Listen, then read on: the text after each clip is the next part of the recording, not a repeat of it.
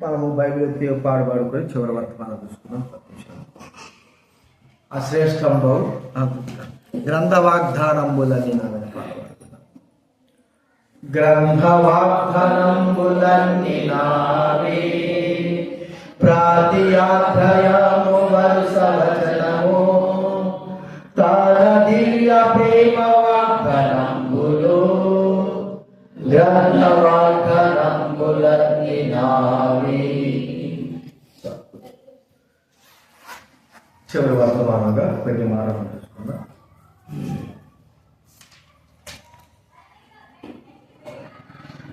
ప్రార్థన చేసుకుందాం. ప్రేమల తండ్రి, పరిశుభ్రమైన మా దేవ, మీ వందనాలు ప్రభావ. మరి చివరి వర్తమానంగా కొన్ని మాటలు మాకు అనుగ్రహించండి, మీ స్వరం పెంచండి. సాక్ష్యం కూడా చెప్పగలిగిన వారిని మీరు సిద్ధపరచండి ప్రభావ. నేను తెలుస్తూ ఏసునామమున ప్రార్థిస్తున్నాం తండ్రి. దేవుడి వాక్యంలో కొన్ని ముఖంతో మనం చూసుకుందాం. దేవుడి వాక్యంలో యూదా రాసిన గ్రంథం 1వ అధ్యాయం. ప్రకటనకు ముందుంటారు చూడండి. బైబిల్ గ్రంథం నుంచి 227 ప్రకటనకు ముందు 227 యూదా రాసిన గ్రంథం 1వ అధ్యాయం 23వ వచనం మనం అందరం కలిసి 22-23 యూదా రాసిన గ్రంథం 1వ అధ్యాయము 22-23 మనం అందరం కలిసి చదువుకుందాం. సందేహపడు వారి మీద కనికరము చూపుడి,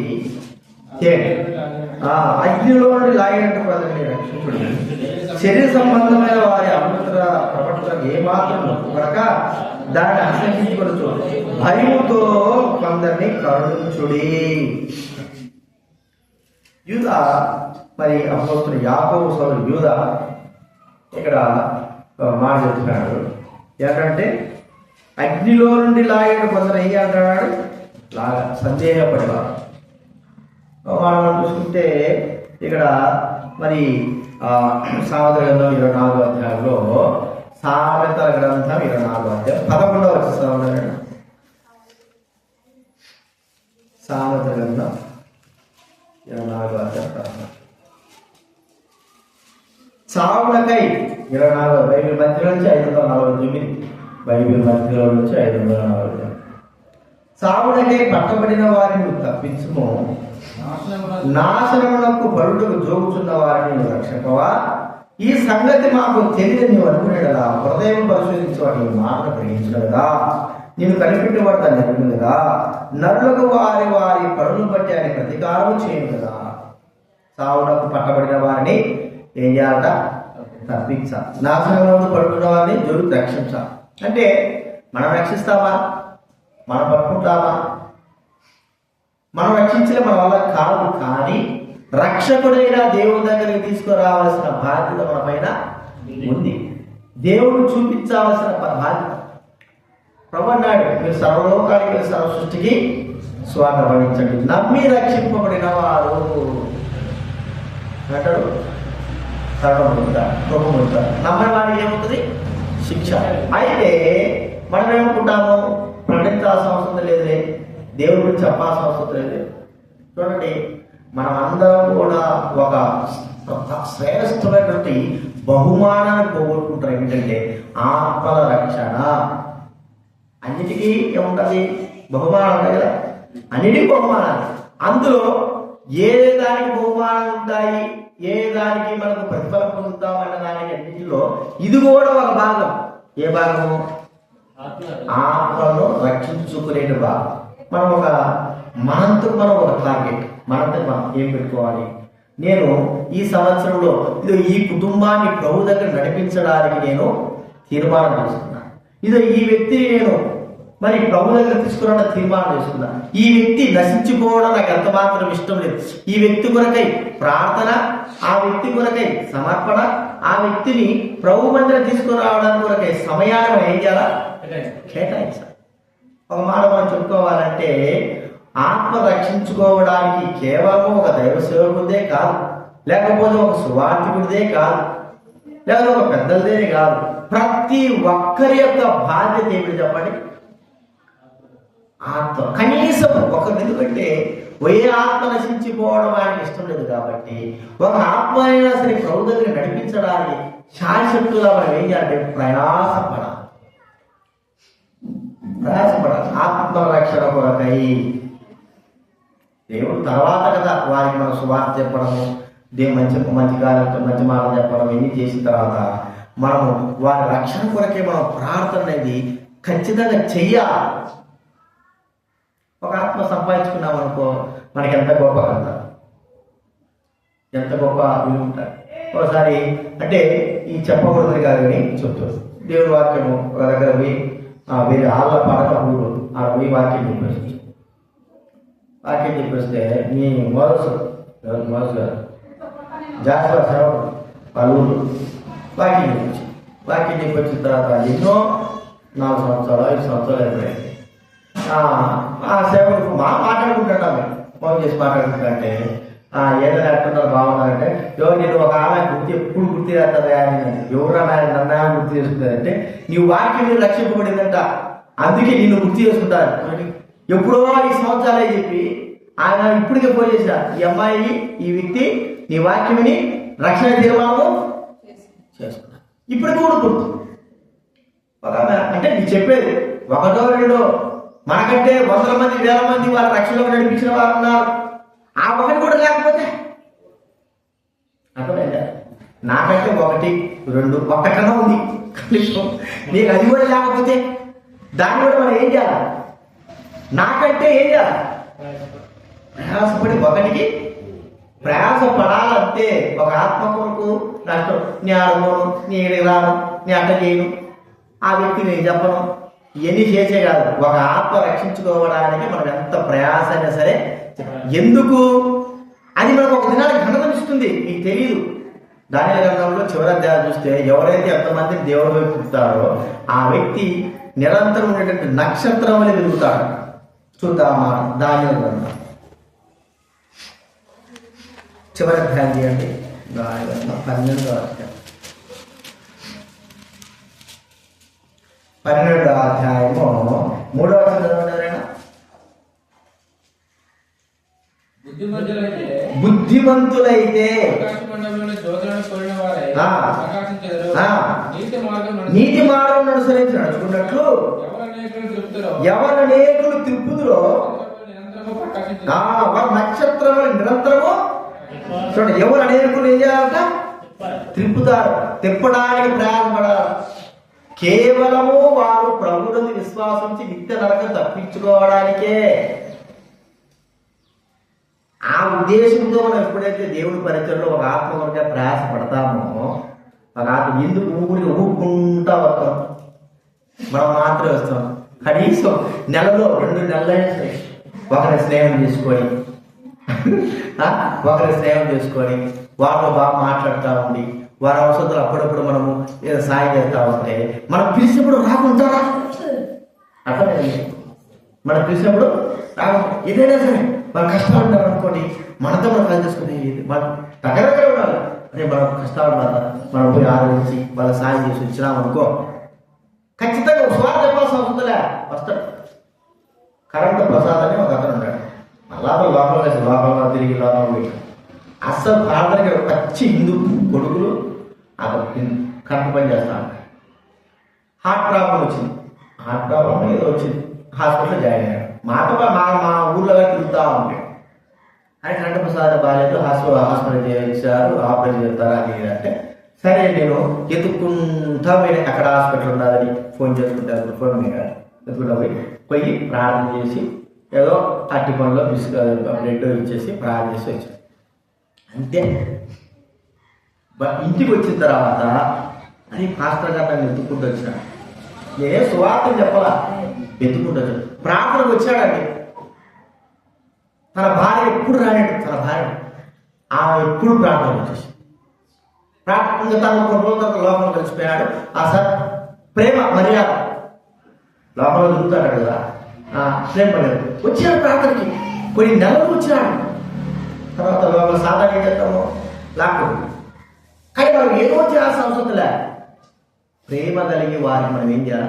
మన ఆలోచన ఉందా? మన ఇంటి వారు, పక్కింటి వారు దూరం లేనివారు, మన దగ్గర అయినవారు, మన వారికి సహాయం చేస్తూ మనం ఎప్పుడైతే వారికి చెప్తామో ఏదిరా ప్రార్థన రాకూడదు అంటే వాడు మన మాట జవదా ప్రేమతో పిలిస్తే ఏం చేస్తారు?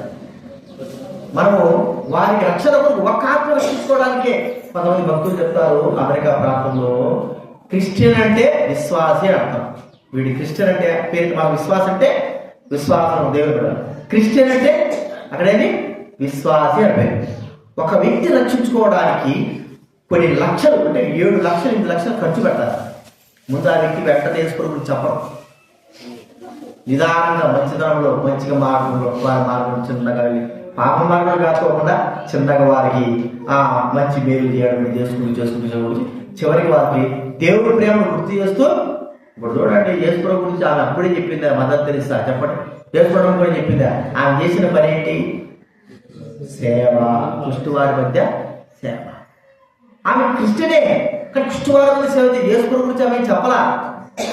అట్లా యేసుప్రభు గురించి చెప్పకోకుండానే ఆయన ప్రేమను గురించి చేసి చూపించింది. కాబట్టి అనేకమైన వారు చాలా మంది రక్షింపబడకుండా ఉండరు. ఖచ్చితంగా యేసుప్రభుని విశ్వాసం ఉంచుంటారు ఆమె చేసిన పనికి, ఆమె చేసిన సేవకి.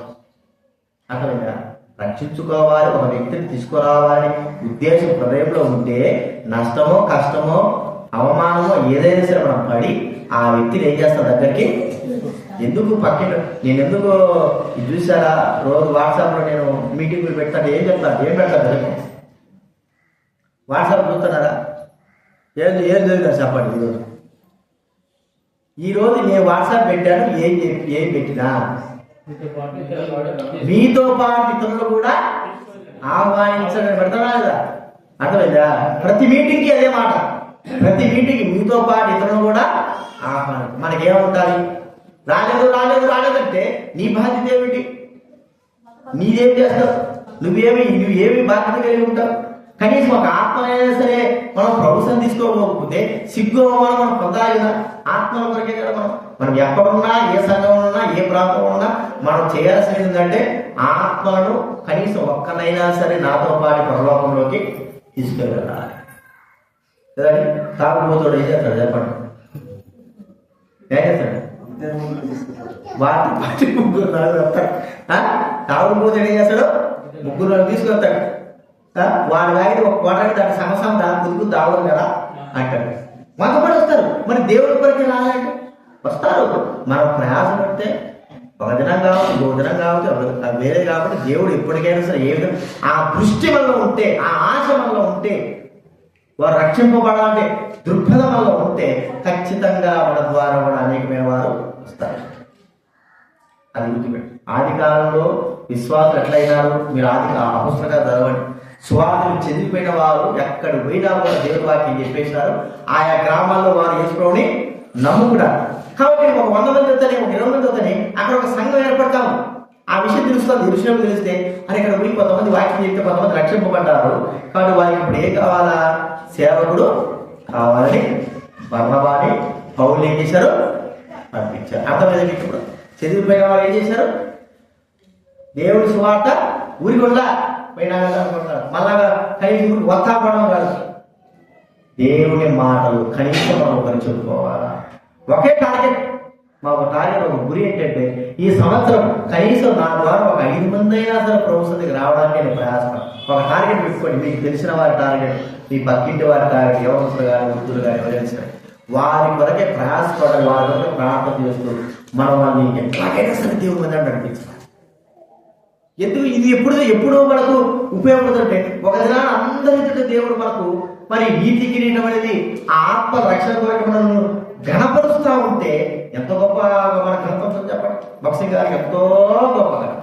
పెద్ద వాళ్ళకి ఆత్మ రక్షించుకున్న వారందరూ కూడా ఏమవుతుందండి? మన ఘనత కావాలన్నా ఉంటారు. ఘనత అక్కడ కావాలంటే ఇక్కడ అవమానం పొందాలి. అవన్నీ ఒక రకం చెప్పండి. సిగ్గు శరవన్నీ వదిలేసినట్టు అంతేనా? సిగ్గు శరం మనకి ఏమున్నాయి? ఉంటాయా? చేసుకోవడం మిగతా ఏం కావాలా? లోక సంబంధంగా సిగ్గు శరవాన్ని కూడా వదిలేదు. వాళ్ళు అంటా అంటే మనం పోతా. అది అంతేగాని మనం వేరే విధానం తీసుకోకూడదు. ఒక ఆత్మ రక్షించుకోవడానికి మనం ఎంతకైనా సరే దిగజాడు. అందుకే అపోస్తలుడైన పౌలు అంటాడు, యూదులు రక్షించుకోవడానికి యూదుల్లాగా ఉన్నారు.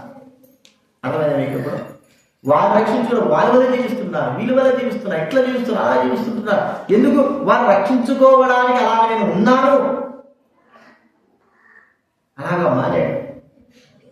కాబట్టి మనం గుర్తించుకుందాం, ఆత్మల రక్షణ మనకి ఏంటి చాలా ప్రాముఖ్యమైనది. మనమంతా ఒక టార్గెట్, ఏం టార్గెట్? ఒక దాసు ఒక భక్తుడు అన్నాడు, గొర్రెలు కంటాయా గొర్రెల కాపడం అంటాడా అంటే ఎవరు కంటాడు? నేను కూడా గొర్రెలే, గొర్రెలు కట్టాయా గొర్రెల కాపడం అంటాడా? మరి కాపడం మీద ఏం పెట్టారు? కాపడం గొర్రెలే పిల్లలు పెడితే గొర్రెలు ఏం చేయాలి? కాపరి కాదు. నేను కూడా గొర్రెలే, ఊరికి నేను వేరేది చెప్పడం లేదు.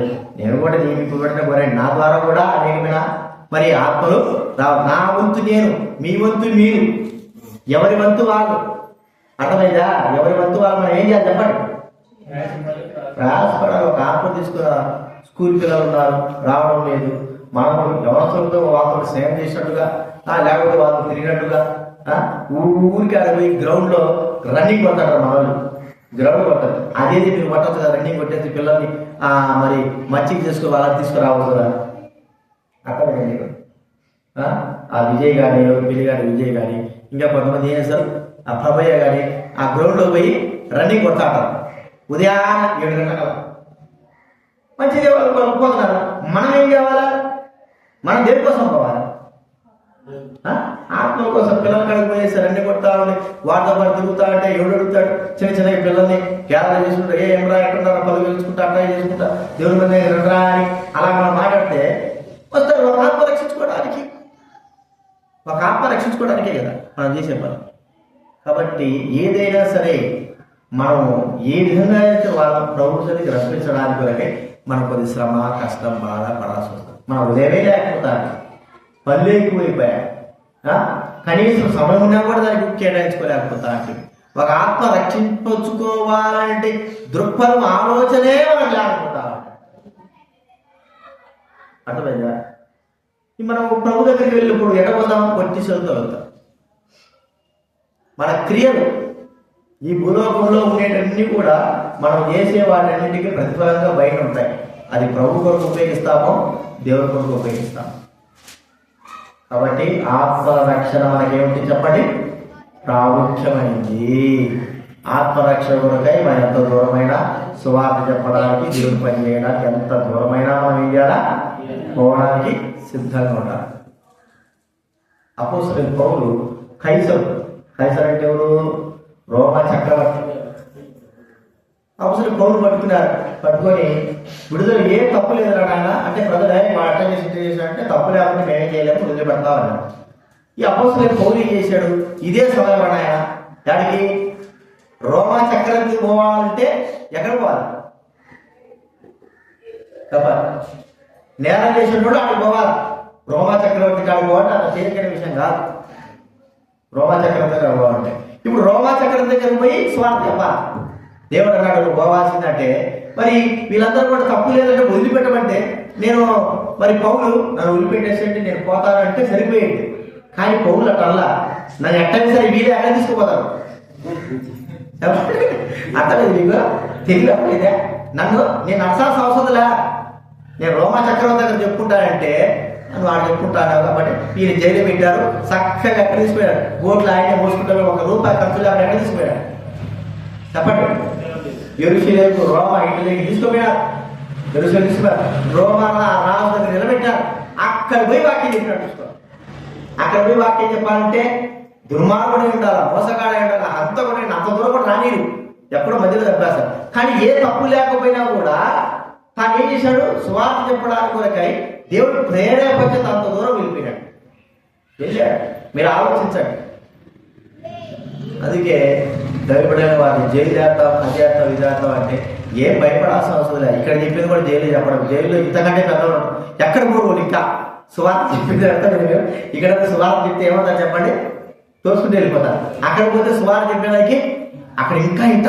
అందుకే స్టీవెన్ అక్కడ మనం వచ్చాడు కదా నర్సాపురం, ఆయన ఢిల్లీలో చేసి సెంట్రల్ జైల్లో వాక్యం చెప్పడానికి పోతాడు. అక్కడే ఉంటాడు ఎక్కువగా జైల్లో వాక్యం చెప్పడానికి. ఎందుకంటే దుర్మార్గులు, మోసగాళ్ళు అందరూ ఉంటారు. వాళ్ళకి చెప్పాలి, వాళ్ళు తప్పించుకోలేరు, వెళ్ళాక ఉండలేరు, ఖచ్చితంగా వింటారు. యాడికి పోవడానికి వెళ్ళా. మనం ఇక్కడ ఉంటే చెప్తే వదుకుపోయాడు వెళ్ళిపోతాం, మళ్ళా రాదు.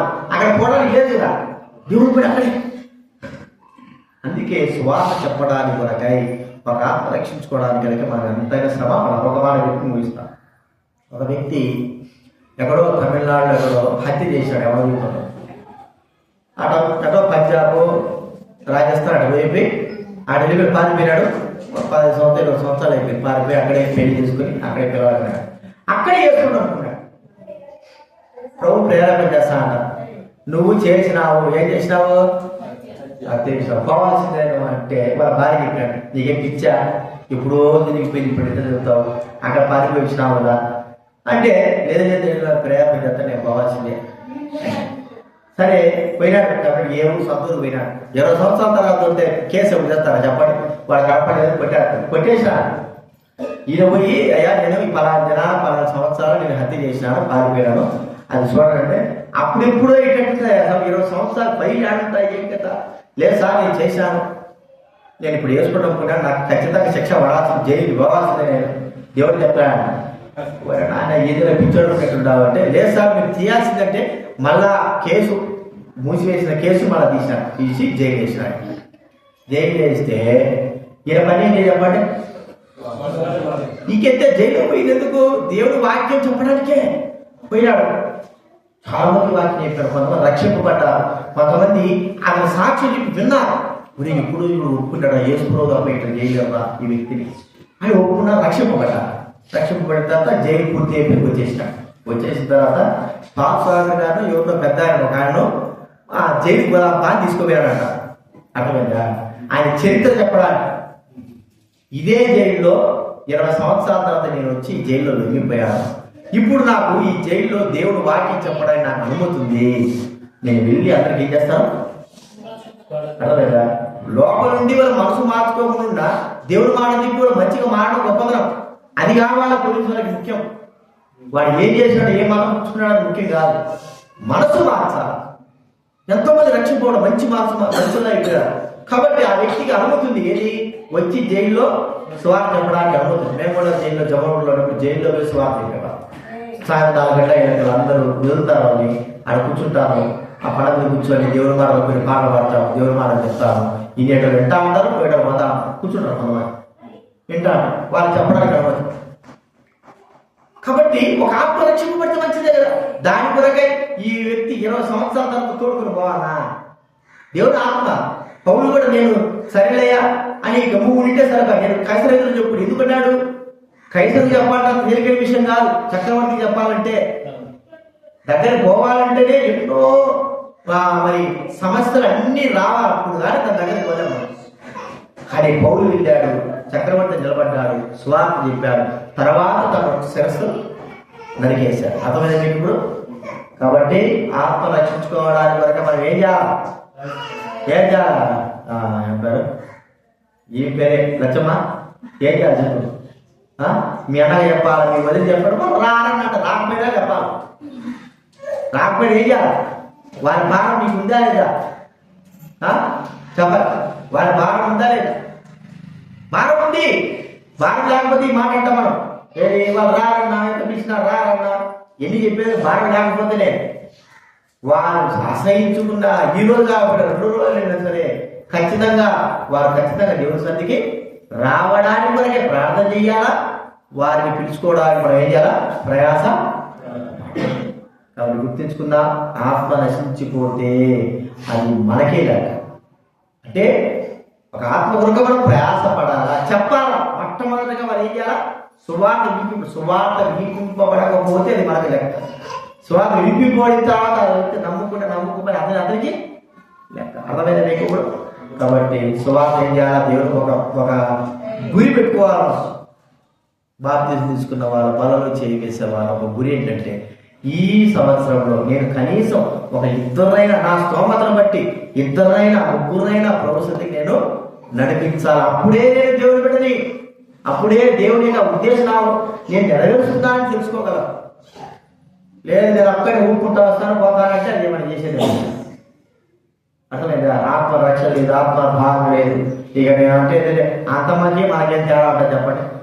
అంతమ్మ గారు వస్తున్నారు, చెప్పండి. అంతమ్మ గారు వెళ్తాం అట్లా పెద్దామ గారు చెప్తున్నారు, వస్తున్నారు వెళ్తాం, మీరు కూడా వస్తున్నారు పోతున్నారు అంటే ఆమెకు మనకి ఎలా.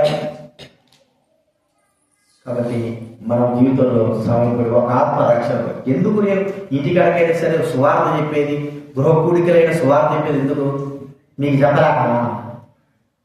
వినాలా, ఒక్కడే సరే దేవుడి మాట వినాలా. సువార్త లేదు కాబట్టి మనం ఏం చేయాలా? సువార్త చెప్పాలి. ఒకరైనా వింటారు ఏదో ఒక మాట అని గుర్తించుకొని జీవితంలో ప్రొఫెసర్లో ప్రార్థన లేచి కూడా మనం పాట పాడుతుందా కావాల్సిన సమర్పించుకుందాం.